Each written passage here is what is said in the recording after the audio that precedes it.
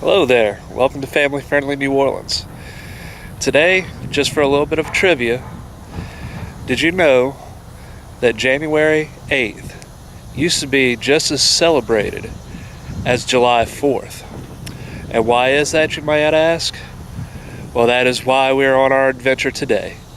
If you would, take a look at the Chalmette Battlefield and National Cemetery Visitor Center, more importantly known as the site of the Battle of New Orleans. Come along with me for some historical goodness. We are standing on the ground where the Battle of New Orleans was fought.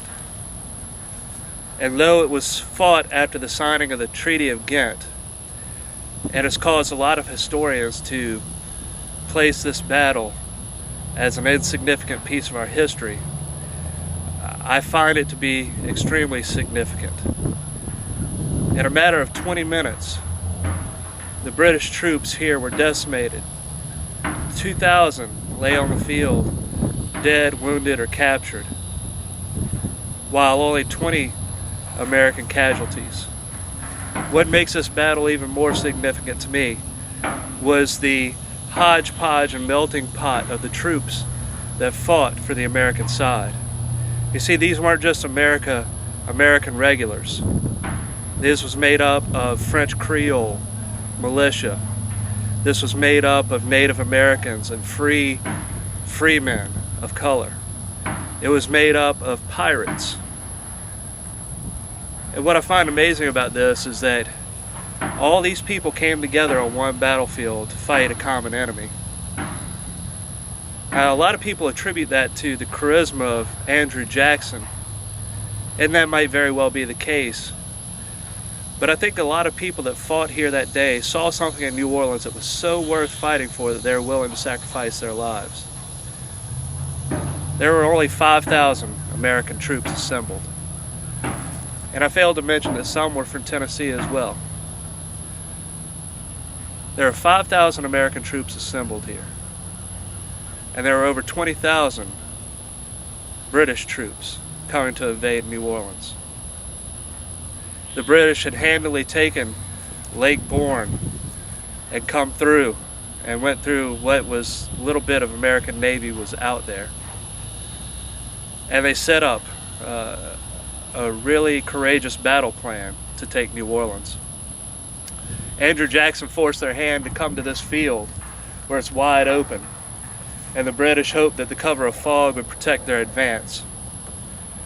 They sent out a flank across the river to try to flank the troops over there on the other side of the river to fire upon these positions here.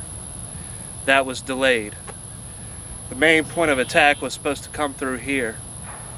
And as they started to cross the field, the fog lifted and the troops were decimated. It's amazing to really think about how 2,000 men fell in this place. It's a significant battle for two reasons. One, it sent a message to the rest of the world that the United States is not a place to invade. It sent a clear message by taking apart one of the greatest armies of all time. The second significant point of this is I honestly do not believe that if the British had taken New Orleans that they would have given it back to the United States. It was that valuable a piece of property.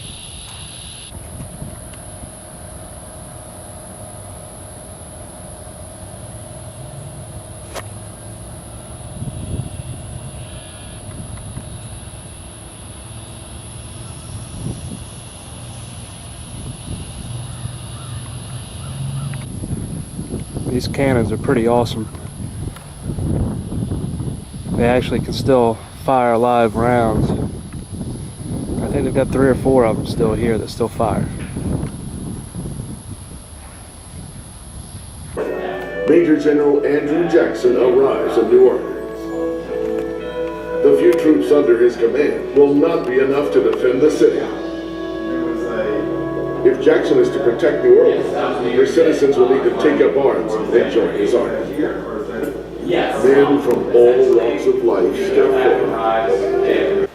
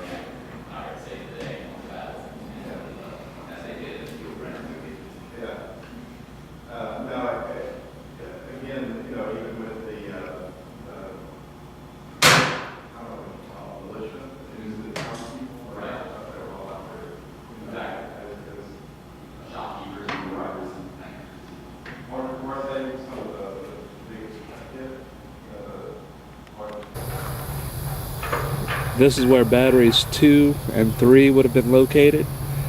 It would have been manned by the Baratarian pirates, and nearby would have been Irish immigrants, free men of color, and Creole elite.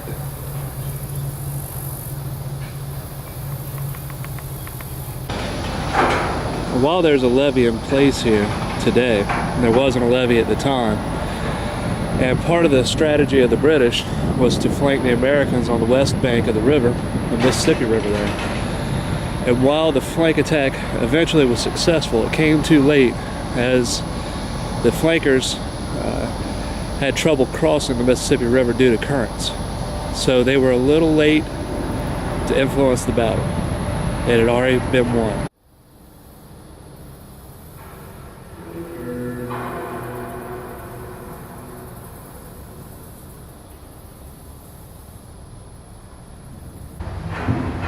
This is the inside of the Beauregard plantation, which was originally destroyed in the Battle of New Orleans. So obviously it's not in its original state. And it's clearly not in its original state because it was also destroyed in Hurricane Katrina. They are currently in the process of rebuilding. The upstairs is still closed to the public, but you can still walk through the downstairs.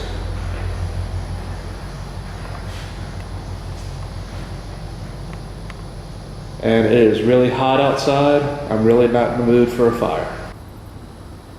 And here's the Chalmette Monument, built to memorialize the Battle of New Orleans. Let's go inside, shall we? All right, we're inside. We're walking up the steps. Might get a little dark and shady in here. A lot of steps. Starting to get a little out of breath here. Might have to take a break in a second.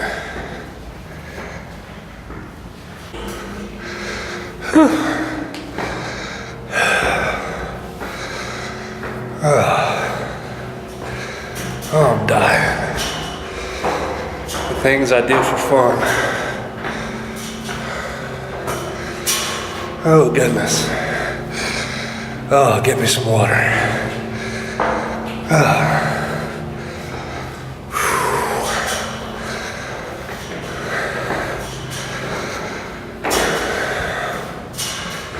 They shouldn't make fat people walk upstairs. Where's the elevator? Oh, I'm dying. Oh, I'm almost there.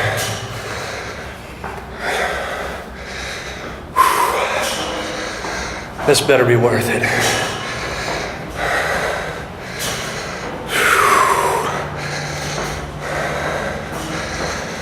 Man. Oh.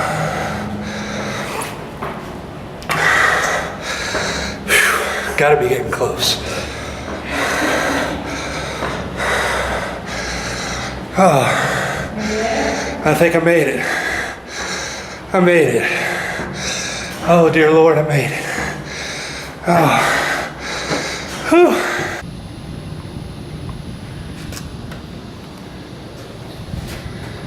This is the view from the top of the Chalmette Monument. You can see a pretty wide bird's eye view of the battlefield through narrow little holes. I think they could have made them a little bit wider. But there you have it. As they tried to cross this field, many of their field generals fell. In fact, all of the British High Command fell on this field of battle, either dead or mortally wounded, including General Pakenham, who was in charge of the army at the time, as he was trying to rally the troops to press on. He was hit by grape shot, his lungs were punctured, and he died on this field. Across this field is a national cemetery. And I won't shoot any video inside a national cemetery because I have that much respect for those that have given their lives for our country. But in that cemetery you can actually find the gravestone of a female who disguised herself as a male and fought in the Civil War. Just a little tidbit for you. Hope you enjoyed this video. I'll be posting more family-friendly things to do in New Orleans in the days to come. Bye-bye.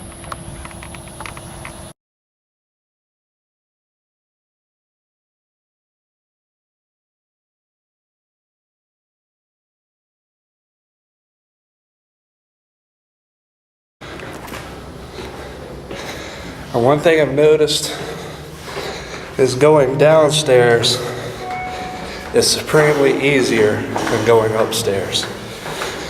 And you can take that to the bank.